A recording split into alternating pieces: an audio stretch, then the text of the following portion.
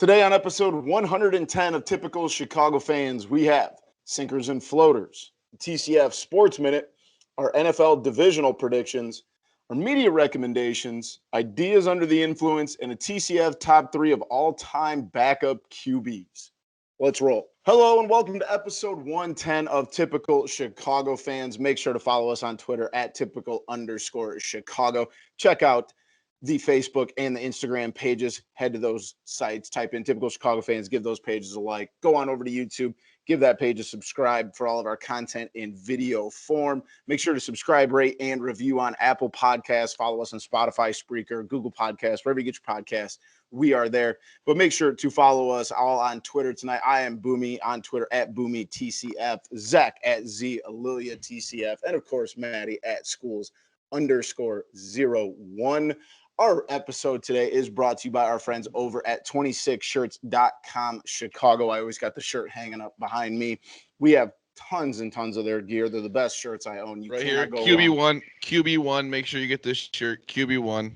Cannot go wrong. Their shirts fit better than any t-shirts I own. A lot of my family members will be getting them for Christmas. Head over to their website, 26shirts.com/Chicago. Use promo code Typical Chicago. If you're Fans. wondering who QB1 is, it's Justin Fields, just so you know.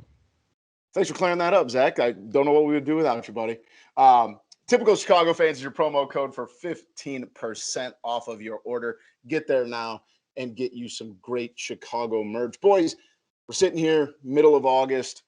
NFL season, preseason at least, is kicked off. How are we feeling?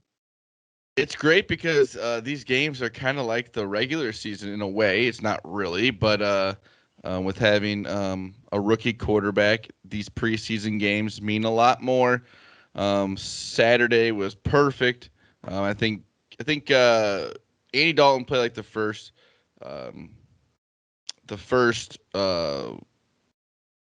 what am I thinking about here? Drive.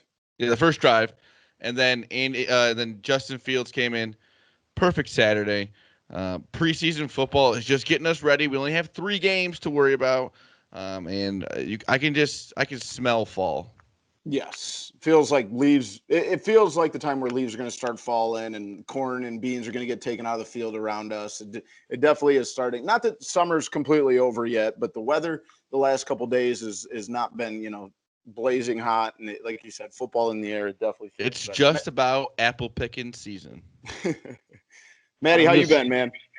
Good. I'm just going to say I cannot wrap my head around 2 things. One, I think everybody's in agreement. The 17-game schedule is like the odd number of when you're like projecting wins. No, it puts my brain in a pretzel. Not having 8-8 as a benchmark is blowing my mind right now. On the flip side, I almost forgot about that. Also, having 3 preseason games really fucks me up too, though, because it's like which one's going to be the one where everybody plays? Which one's the dress rehearsal? You got to figure it's the second. When everybody get hurt in the game leading up, so it's like get your kinks out now, and work on your first team here, and then use this the second half of game 2 and the rest of game 3 for your to figure out your depth. And, the NFL went to or has been 16 games, I believe, my entire lifetime. So I'm not that old, so I'm pretty sure it's been 16 for me the whole time as well. So yeah, it's going to take some getting used to, and of course, as soon as we get used to it, it's probably going to get moved to 18 with 2 preseasons. Although so I do think like 84 there was a strike, so I think 84 had like a shortened season. Yeah. Other than that. Yeah, anything that wasn't, a shortened season for whatever reason. But, it's going to take some time to get used to. And like I said, as soon as we get used to it, it'll be time to switch it up again. But pretty much. But let's get into it. As always, sinkers and floaters.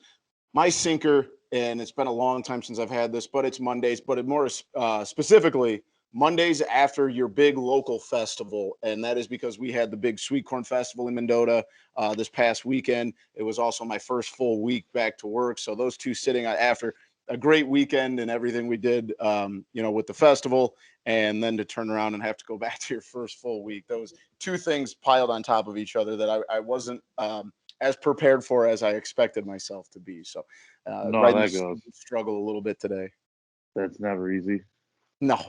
It's not like it's just one thing either. It's not only the first full work week, but then it's like, oh, this weekend was way too busy and had way too much going on. So just compiling of things. But yeah, Monday's over, so I guess we can just move on from there.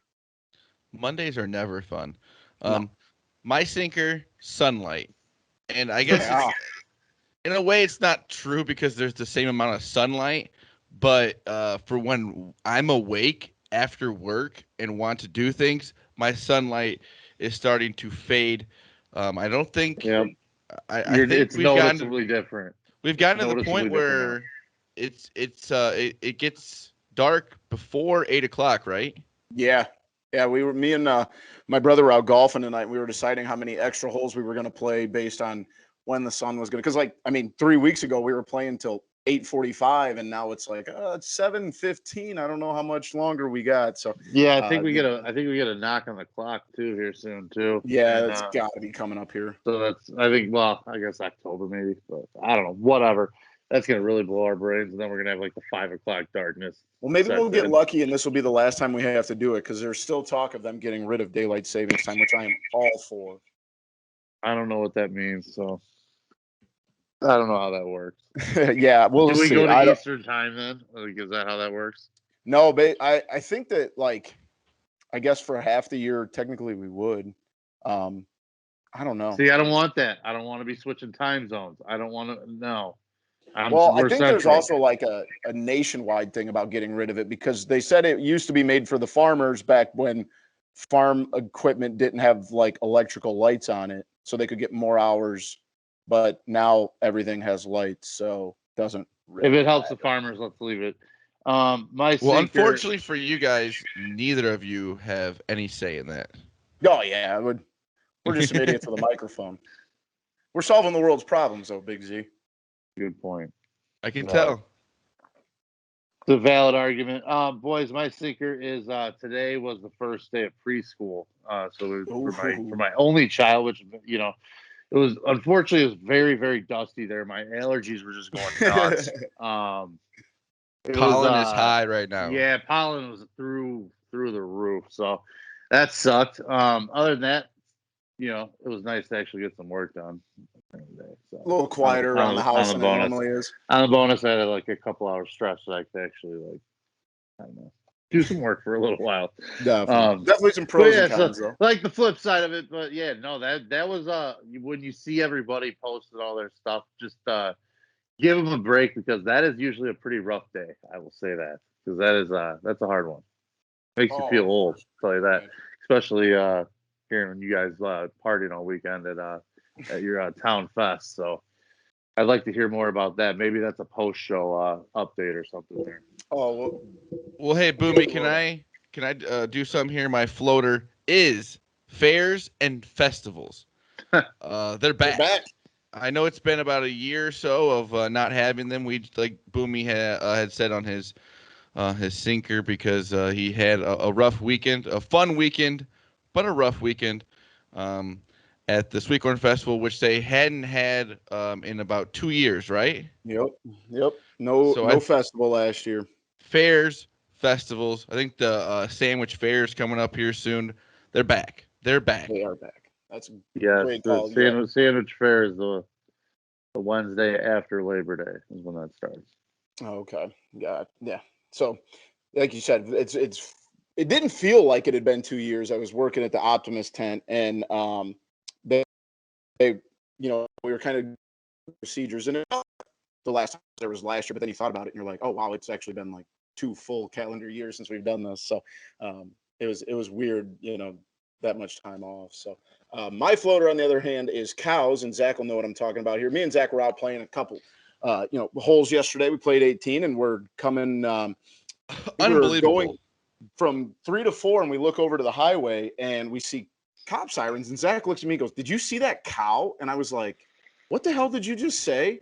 He's like, "There's cows on the road." I'm like, "How did you see that from here?" First of all, so we drove all the way across the course, parked by the highway, and watched. And sure enough, there was 3 cows out for a little Sunday stroll across one of the major highways through town. Had county cops blocking off the road while these farmers tried to wrangle their 3 cows. And I grew up on a farm, and we had to do that quite a bit. But I'm just glad it wasn't me this time. But they were having themselves a Sunday. Well, we figured out a few holes later that they had made their way onto the green also. Yes, because we So were on the that's pretty wild. Yeah, we were on one of the greens not too far from the road, and Zach was like, "What was going on this green?" He's like, "Were there like deer on this green? These are huge." And I'm like, "Oh, they were probably the cows that were over on the road." He's like, "Oh yeah, now that makes sense." Yeah, they were a little bit bigger than deer prints, but hey, that's my bad. No, that was. I mean, if we wouldn't have thought about the cows, I probably would have completely agreed with you. So, Maddie, what's your floater this week? Well, going back to what you guys were saying, like with festivals and carnivals and fairs and stuff like that opening back up, I went to my first Cubs game since the pandemic on Thursday last week. They got absolutely fucking destroyed. I mean, by 2 touchdowns almost. 17-4. Hendricks got rocked in the second inning, and the bullpen just got lit up. It was a rough game, but it was nice to get out, nice to get back to Wrigley, and it was a really nice day, all that shit. But man, that fucking team is bad. I know that'll lead us probably into the sports update here, but what do you guys got on the Cubs? You're not wrong. I mean, it's like you said, a nice little, the weather's getting nicer, so you got to spend the afternoon in, one of the best ballparks around. But at the same time, you had to watch. Hey, good food. The food was nice, getting the dogs again, all that shit. We my brother and I we stopped at a patio outside the stadium before the game, got a burger. That was fucking good. So just the whole atmosphere of like that old game day vibe, getting back into it after all the shit that's gone on, it was really nice. For that sure. being that the first game, getting the ass kicked like the way the Cubs did was felt like 2012 all over again. Yeah, it was brutal. It was like some of those games when I was a kid too, when they just get fucking destroyed. Yeah, no, I'm with you. I went to my first post-COVID concert on Friday night, Maddie, and that was the thought's always there in the back of your head in small confined spaces, but like once the music gets playing and you're kind of back, like we said earlier about some different things, like riding a bike, and you're back in. It's good to just be out in the world after so long of being definitely sequestered away. So that's all we got. That's the only good side of the Cubs is just they're back playing in the stadium, and you can go if you want, and you can go pretty cheap. So hey, maybe the onus is going to be put on the Ricketts because if the stadium is getting emptier and emptier. Can't even talk. I got an idea in our you know what I mean?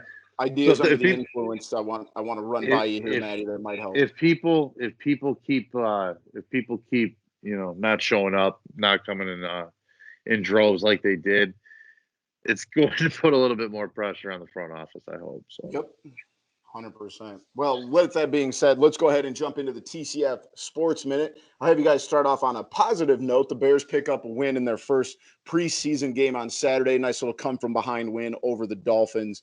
What were some things you guys saw? Obviously, you talked about Justin Fields, but were there anything we had talked, I believe it was last week, about some other things you were looking forward to, some guys you were interested in seeing. Obviously, talk about Justin Fields, but also some of the other positive aspects that you saw in Saturday's win. Boomy, I'm not going to lie. All I'm thinking about right now is Justin Fields. And I'm rewatching the highlights. Again. I mean, they're amazing. And I know it's preseason, but that was fun. It was the most fun I've had watching a preseason game in a very long time. I know it's just preseason, and I do love the pushback of Andy Dalton didn't play as well as Justin Fields. Well, he threw 5 attempts, so that really is not a good argument. Not saying that I don't think Justin Fields. I'm very torn on everything. I'm very confused. I'm not used to being in this situation where we want the quarterback to be in there and we trust him and everything. It's very different for us, Bears fans with a QB. But yeah, Boomy. I've just been watching Justin Fields highlights since Saturday. So, Maddie, what did you see? Well, I didn't get to watch. I didn't see the second half of the game. The wide receivers that played well. Ridley, he played pretty well. It'd be nice to see him play a little bit better this year. there was a lot of bad. Unfortunately, when you look at the offensive line, it does look shaky. You want to see we'll see what Jason Peters brings when if he's got anything left in the tank, and when Jenkins gets back. It doesn't sound like it's going to be anytime soon though for him. So He hasn't practiced at all. So I'm a little bit worried about what this offensive line is going to be looking like. So Fields might have to play just so you have somebody that can actually move. Yeah, but at the same time, do you want a rookie quarterback out there getting his head taken off because he's got guys in front of him who can't block?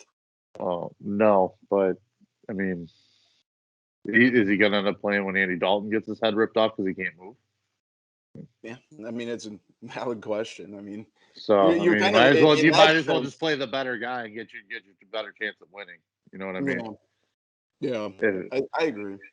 Do you think that you're going to see more of Andy Dalton in week 2 or less of Andy Dalton in week 2? I would imagine it's got to be more. He only played 2 drives. They said, I think it was Biggs was saying that Justin Fields was supposed to be getting some first team reps this week. So we'll see.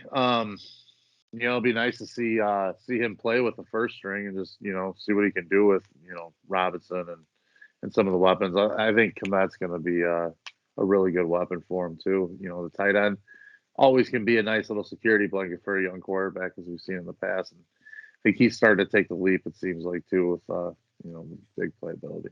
Well, to me, like the things that I've noticed, just being like on Twitter and stuff, and seeing some of the guys, obviously following the different reporters, but also stuff you guys retweet, is like it's crazy how much better some of these wide receivers and tight ends look when they have a quarterback who can accurately place a ball and not, make them have to make extraordinary catches just to make an average play. So I think obviously I think there's going to be some growing pains for a little while. I think that you guys have, reason to be hopeful. This kid's good. But it's just crazy the comments. I love the comments afterwards where he said that it felt like the game was kind of being played slow there. That's what you want to hear. Yeah, you got to be confident. You've got to, because you don't want to go out and go, oh, yeah. What's the kid? What's he going to say? Oh, man, that was so fast. Like, it would just. I understand what you're saying, but like with former quarterback Mitch Trubisky, he never gave you that, like, he felt very confident in himself. Yeah. Oh, Justin for sure. Fields has that confidence, and you can just tell by you can tell it's not like he's not trying to do that. It's just the way he is, and it's awesome. I think he's going to put Nagy in a tough spot if he continues to play well. Oh, yeah, he already has. Yeah, but I'm just saying, with you only having 3 weeks of preseason. But with the press conference he had on Monday, you could kind of tell he was like, I got to get him in with the first string, but we're still going to go with Dalton. But you can tell it's leaning a little bit the other way, just a little bit. Right. And the only reason I'm saying is because with having the shortened preseason, now it's not like he has that extra week to kind of be like, hey, what are we thinking here? It's a little bit more of an expedited process. And I also think Andy Dalton's going to get a little bit more playing time in game 2. Yeah. I think he's going to get, more playing time in week 2 than he did in week 1. So he'll have his opportunity. I think it'll be there. So we'll see. Bears play again this weekend. I'm not 100% sure of the schedule on that one. Boys, do you know off the top of your head? They play the Buffalo Bills. In Chicago. So we'll see Mitch Trubisky. All right. Mitch on Saturday at noon. Yep. Moving on. I love that time. Saturday at noon. That is a solid little way to start your weekend. You can't go wrong there. Moving on to baseball, the White Sox continue to stay hot. Their division lead is, I want to say, 11 games right now. As we're recording, Luis Robert just hit a home run to put them up by 3 runs against the Oakland A's. It is 10 games as we record, but obviously in a good enough spot. And I feel like that we continue to have the same conversation about the White Sox. They, kind of moving guys around, getting guys healthy, but they still, we have to, at the end of the day, remember it's August 17th. So they have time to figure this stuff out. They have time to, figure out a rotation. And we saw in the Field of Dreams game, Kimbrel comes in, does, pretty well, gets through the inning, and then Hendricks has a bad inning. Well, maybe you learn something from that, and you say, in this situation against this lineup, maybe we switch it, we flip it, and we go Hendricks in the 8th and Kimbrel in the 9th. Or, you have enough time to kind of get that down. You're more now. Or you just give the ball to Kopech after the 7th inning and just let him shut everybody down. Yeah, because I know Hendricks kind of struggled in the Yankees series, and Kimbrel has been kind of struggling since joining the White Sox. But in the game on Monday night, Kimbrel had guys on second and third, 1 out, got out of it, seemed pretty pumped up. So that's definitely going to help him going forward. But with Hendricks, he has been struggling a little bit as of late, but definitely a guy who can get it right when he needs to. When he's on, he's lethal, man. Yeah. And like I was saying, that they're in a spot now. Kopech's also been pitching very well, too, out of the bullpen.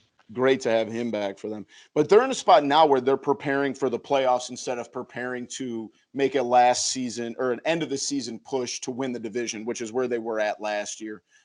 So now you're kind of taking that step. You're a year down, but you also are a little bit farther along in your plan where you're starting to prepare for what you can do in the postseason because you have that cushion built in. So they're in a good spot. The Cubs, on the other hand, not in a good spot. I believe they've lost 11 in a row, 12 in a row. Maybe they got beat on Monday, 14-5. I just don't know. Like, there's no light at the end of the tunnel. The light is shut off. They're going to have to spend a lot of money in free agency. There is in a few years, I think. I think that they're going to have a good team here in a few years. I'm not saying that next year or whatever, but there is a light at the end of the tunnel. Not for this season, though, for sure. Yeah, I think it's – I wish I could believe, Matt, that they're going to go out and spend some money this offseason. But I have a feeling, and I think they talk about this on maybe Redline Radio, but, this is going to be an offseason where they go sign guys for like a 1-year, $8 million deal just to eat up. I actually disagree with you. I think free agency is going to be so loaded that this is the year that you do have a lot, since they have absolutely no money on the book for next year, basically, that they can get a lot of these guys that are going to be maybe not the ones, but they can get the second tier and pick off a lot of those guys at a little bit more of a discount than what you normally would see in free agency, I think is what they're banking on this year. I really hope you're right. I really do. But until this front office and the ownership shows that they want to go out and spend any money, because they're giving us no indications that they have any ambition to spend money right now. The way I'm seeing it, though, is you could figure they could probably spend, say, I don't know, $80 million in free agency and be well less than what they were projected to be if they would have brought everybody back at their salary last year. So I would say if you got $80 million to play, maybe you go get a Schwarber for $11 million, who's taking a $3 million increase from what he made, with Washington and now with Boston. So I think somebody like that, $11 million, you're down to, 69, 68 million. You get somebody, I think there's got the ways to supplement some of the, and I'm not saying it has to be Schwarber, but, or a Jock Peterson. You don't necessarily need to bring. There's a lot of those guys that are going to be on the market this year. Shortstop's going to be extremely loaded in free agency. Corey Seager's going to be available. There's going to be a lot of guys. I think Carlos Correa is going to be a free agent. I don't know about you, Matt. I don't really see him going out and picking, like, trying to go get like a Chris Bryant, like you said, not a one necessarily.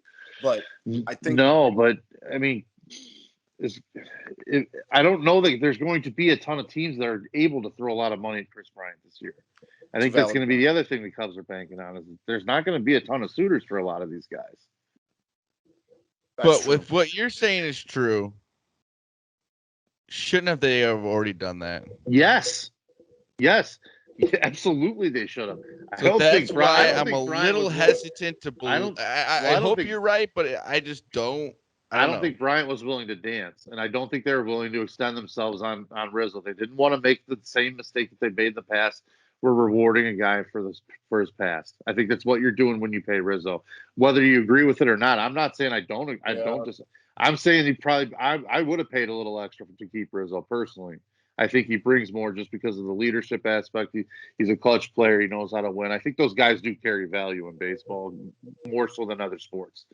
But I don't know. I don't think Bryant was willing to dance with them. I don't think he was Yeah. going to sign an extension with them, and I don't think Rizzo was going to come to the number that the Cubs were willing to pay.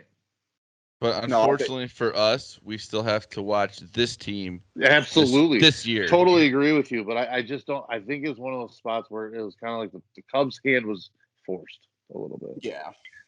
I mean, just talking about the big three, how much money you're looking at what those guys could possibly go for in the open market. Yeah. You're going to tie up that. I mean, that's. I think the Cubs are Half willing to my get money. into play with those guys too, though. I don't think they burn bridges to where like maybe Rizzo. Rizzo might be one that they wouldn't Yeah. come back to them. But I think Bryant and Baez, if the numbers are right, still would. Yeah, I agree. And I don't know what you guys think, but I wonder if we'll see Jed Hoyer follow in. I mean, obviously he worked with Theo for so long. Does he go out this year and spend money on the free agency pitching?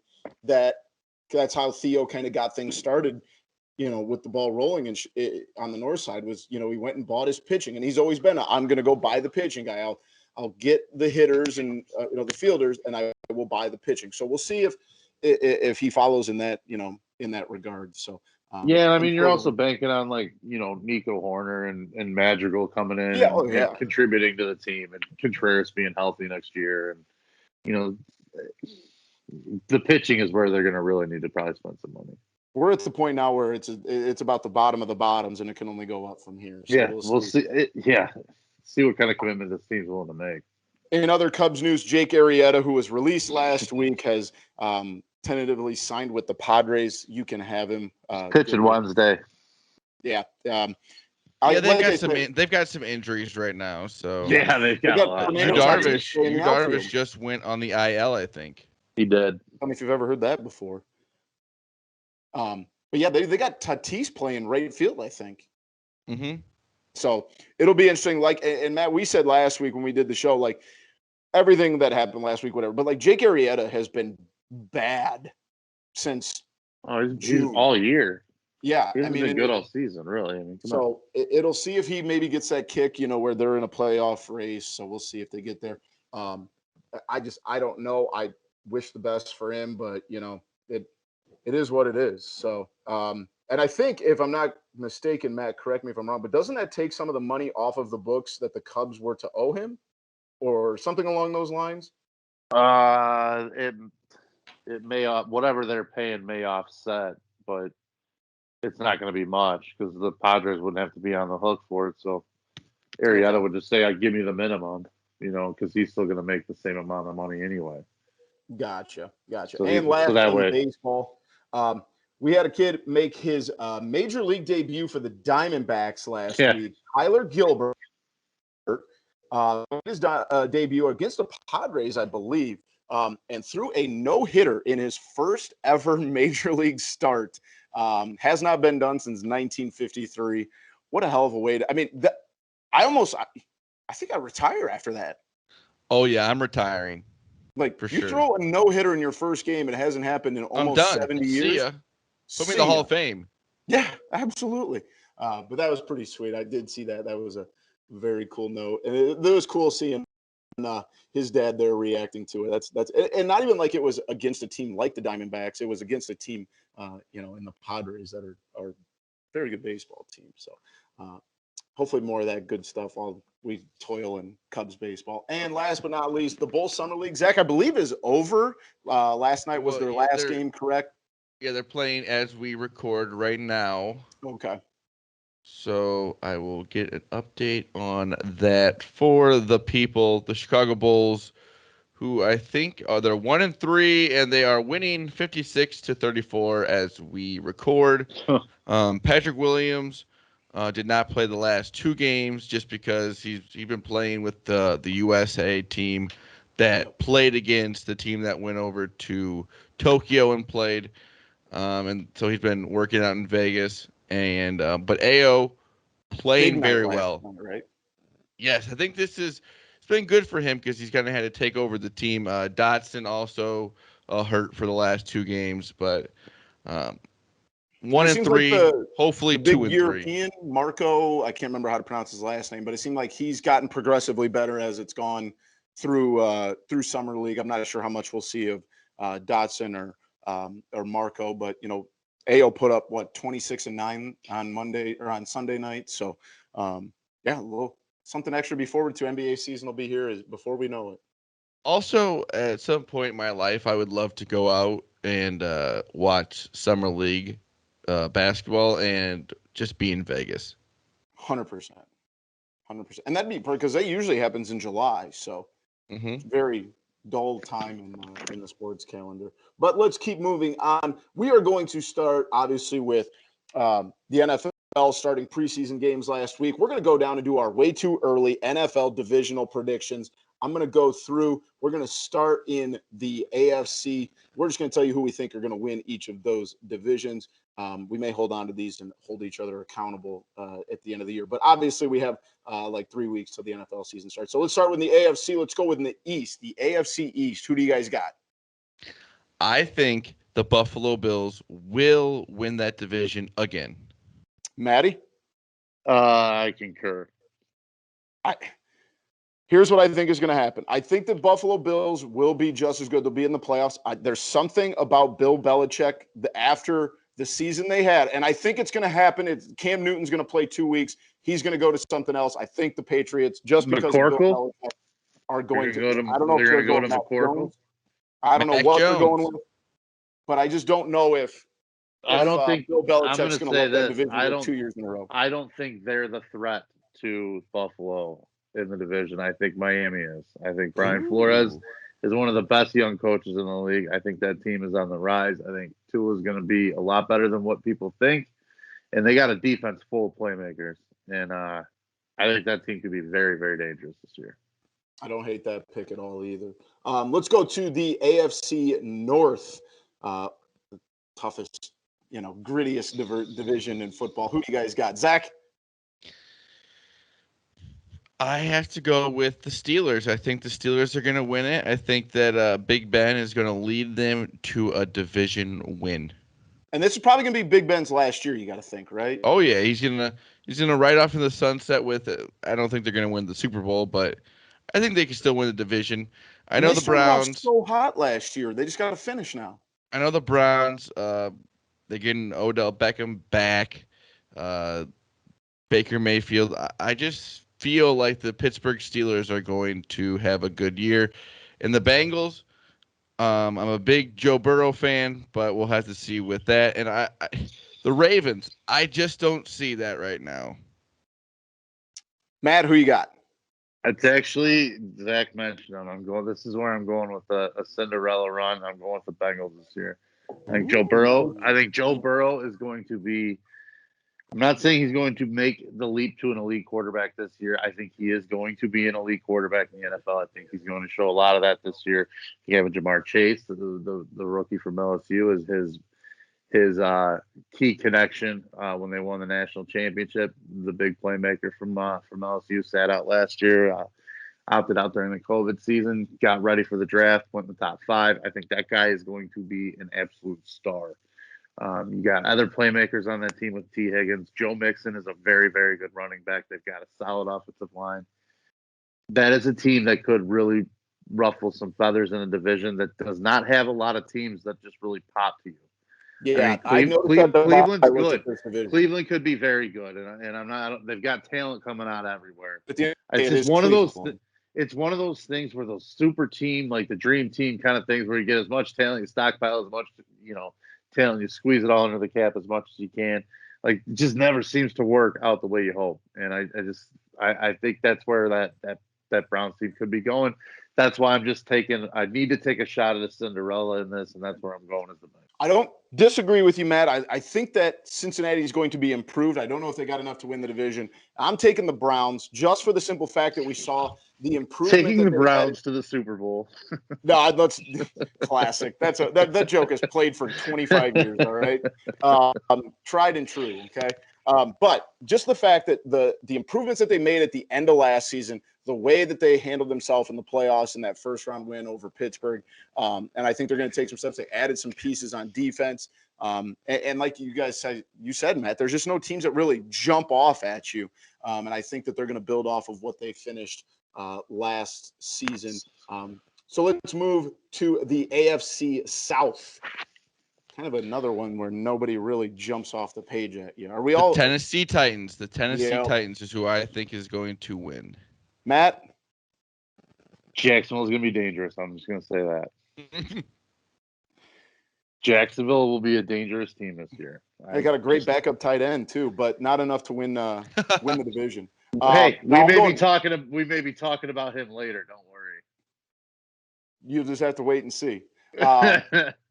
But I'm going to go with the Titans as well. I kind of jumped between here, but I really worried. First I wanted to say the Colts because they had some improvements last year, but the thing that worries me is no one knows who their quarterback is going to be, and I don't know how well they can get by right now with what they have. I think Sam Ellinger was taking some first string snaps, and I just don't know if I trust Sam Ellinger to win a division. So I'm going to go with the chalk pick there in the Tennessee Titans. Last one in the AFC. We will do the NFC next week, so make sure you turn in. And that's the AFC West.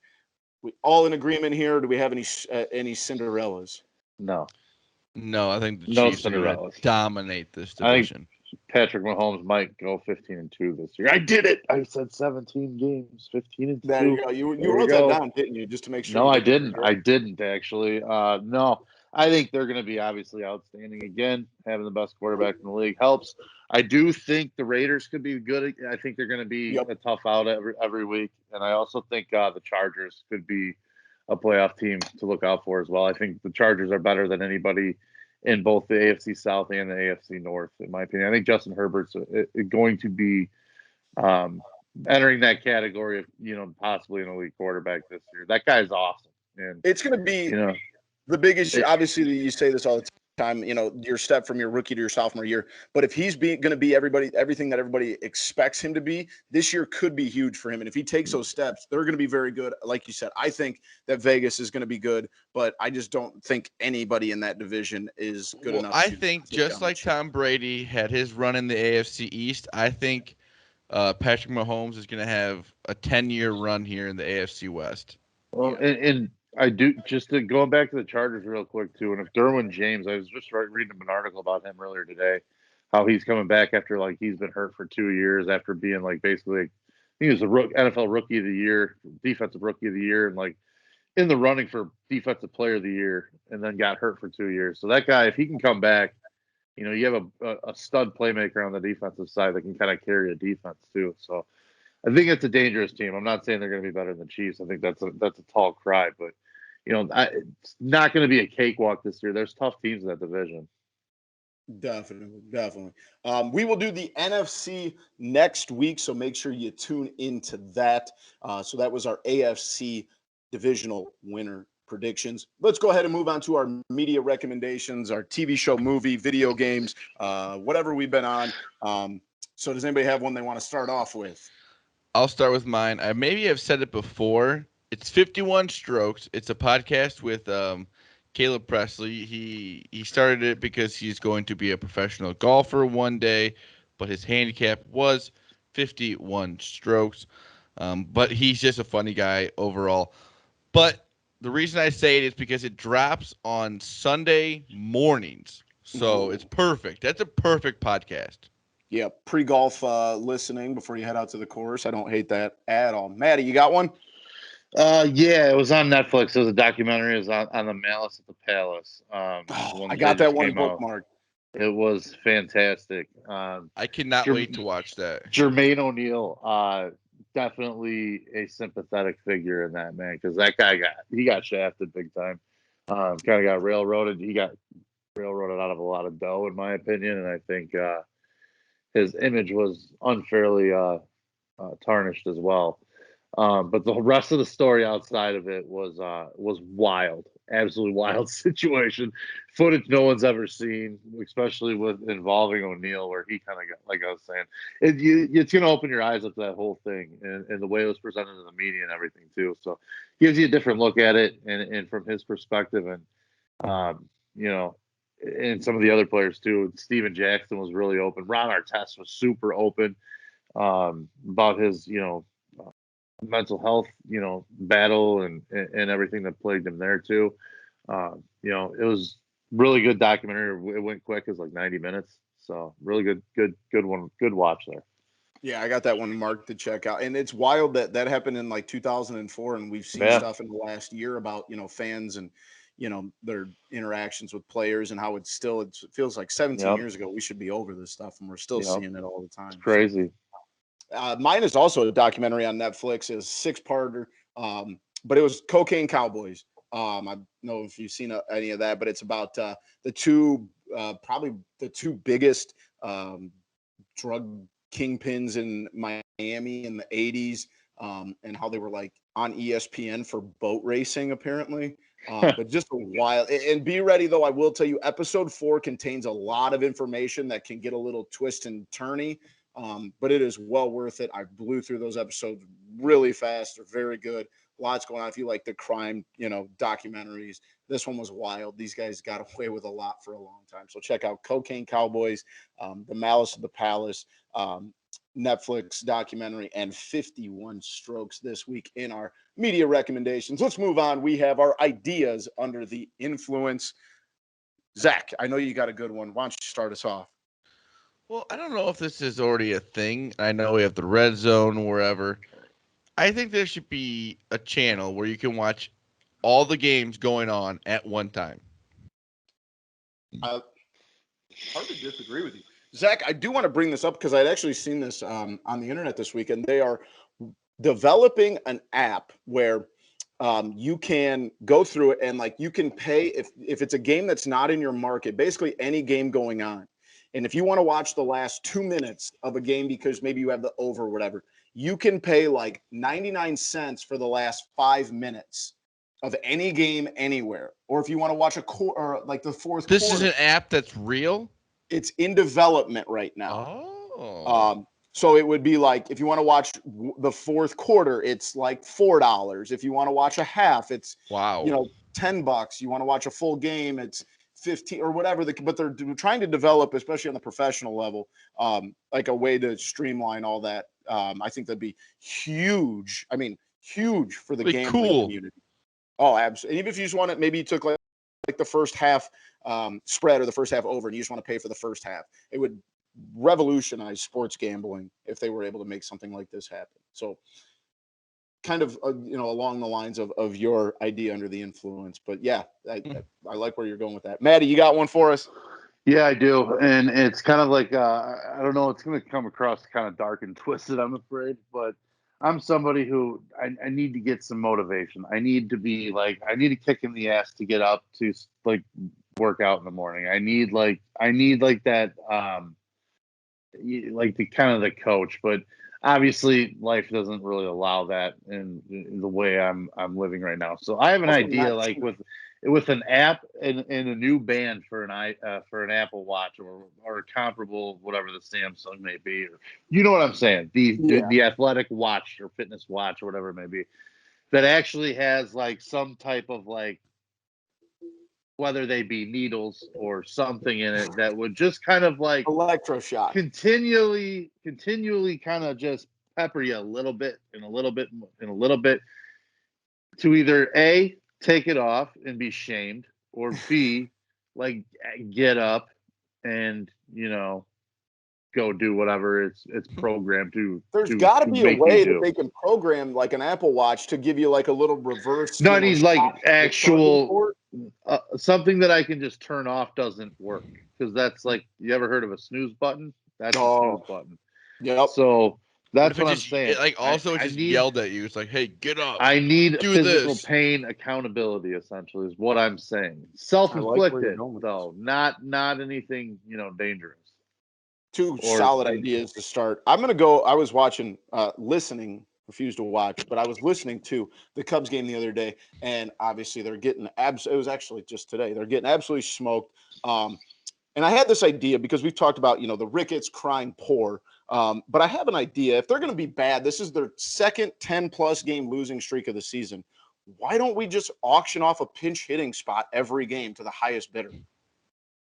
Okay, that would be very dangerous. No, you sign a waiver, you get in the box, bud. Okay, when I think you could do that in anything that's not like major league or minor league affiliated. I think if you do that where people are trying to like work on a career, I don't think you can do it. No, If it's you're got to be doing like it a bill from independent, accounting. yeah, like an independent league, though. I'm saying, like if you do it at something like that, I think that's a fantastic idea. I just think that there's a way. If we're gonna cry poor, there's ways to make money. Maybe if There's you people have who would that pay a bill lot of money to go hit it like in the ninth inning in a blowout at a Cougars. yeah, or $50,000, you can play right field for an inning. $100,000, you can be an emergency pitcher when we're I was down at 7-4. I was at a Cougars game a couple weeks ago, and they had a knuckleballer in the lineup. I'm telling you, It was pitching out of the bullpen. He was throwing like 60. But it was like, what the hell are you going to get? You're going to get one that moves, or you're going to get the one change up basically that just doesn't do a thing, and then you get to actually fucking hit. Like that'd be perfect in that scenario. yeah. Give me the Or companies knuckleballer. can buy a spot and they can raffle off. So who yeah, gets you that could like spot for say, the year and hey, win it. it's for that pitcher. So when he's in the lineup, that's when my bid is good for. Like this is Yes, they'll do exactly. specific bidding. Hey, when John Smith is on the hill, the knuckleballer, that's the guy you're bidding on right now. Open Yep. bid is $3,000. Go. We're gonna pay for these free agents one way or another. So That is that's intellectual property declared. yep, By the patent way, pending. Can't steal that one. you All right, can't. let's move in. That's ours. Nobody Yep. touch it. Patent pending, patent pending. Let's move into our TCF top 3. And this week, with obviously football starting off, we are doing the top 3 backup quarterbacks. Now, I don't think I have let myself go first in our top 3 in a long time. So I'm going first. Don't care if you like it or not. Tim Tebow is my number one pick. I was going to take this because I think this should make you mad because you shouldn't. He's not a backup quarterback in your eyes. If he's just great quarterback, he's not a backup quarterback. What are you talking He is about? a starting quarterback who got screwed into a backup role. All the guy did was win football games. He won a playoff game that they shouldn't have won. Got screwed. The man held him down. Got screwed. Ended up being a backup quarterback. I'm going to give you. It sounds like if Boomy, you were an actual fan of his, that you wouldn't have picked him. Here's what I'm going to do, Boomy, and I'm going to give some backup to the argument about him being a backup, a solid backup. Was when they won the national title at Florida. He was a backup quarterback. Boom, nailed it. That's why I was going to take him to slam it in your face, but now you took him because you stole the first pick from Zach. I stole the first pick. I think it was Zach had all year. Oh my Zach, God. do you want second or third? It's up to you. I don't care either way. I'll go next. All right. Nick Foles, because he was the backup the year they won the Super Bowl. That's true. Yeah, that's a good pick. Throwback player, whatever the hell that was called, right? What was Philly Special. The Philly Special. And he's kind of bounced around a little bit too. He's been a backup in a lot of different places. He's been fantastic in Chicago, let me tell you. Backup though, still applies, Zach. That was a valid one. I'm gonna go with my favorite one was probably Frank Reich when he took the Bills back in '92 in the playoffs in the wild card, beat the Oilers. Excuse me, they were down 35-3 at halftime, came back and won in overtime on the back of Frank Reich because Jim Kelly was hurt. So the Bills ended up going to the Super Bowl again that year. But man, that game I remember watching. I could tell you exactly which of my friends' basements I was watching that game in. His dad was a gambler and had a lot of money. Had a lot of money on Buffalo, and we were watching it at his house, my buddy's house, and his dad was going absolutely ballistic. And it was the comeback of the ages. I remember watching the entire second half and overtime. It was one game I will never forget. Probably the game that like spawned me into the big football fan I am right now. KB just hit a 2-run homer to give the Giants a 4-3 lead. Holy crap! Matt, you get a second pick here. I'm gonna go off the grid, boys, and it's the best backup quarterback on the planet that I can think of. It's Jonathan Moxon. Came back in after Lance Harbor got hurt. Led West Canaan to the state championship run.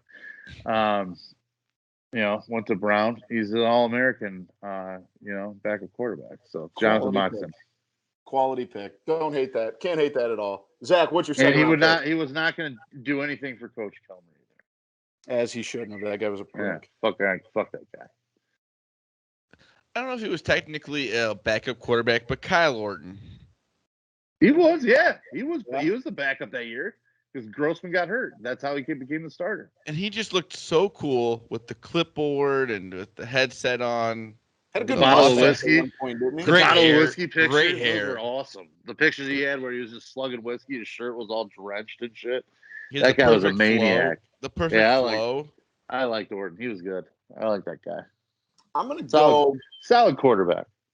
I'm going to go. I just literally had to Google who was the team that played for the most teams. So my second round pick is JT O'Sullivan. Apparently, and that's because JT O'Sullivan played for 13 seasons as a backup quarterback. He played for 11 teams in 13 seasons, which is really hard to do because a lot of times backups sign like a 2-year contract. JT O'Sullivan played for 11 teams in the NFL. Don't see that kind of stuff anymore. So no, you don't. And with my last pick, I'm going to go with 1995 Jim McMahon. That's the Jim McMahon I prefer to remember because he was a backup Packers. So one of my favorite all-time backup QBs. Oh, what an awful pick. I'm going to go with, this is going to be controversial, Joe Flacco.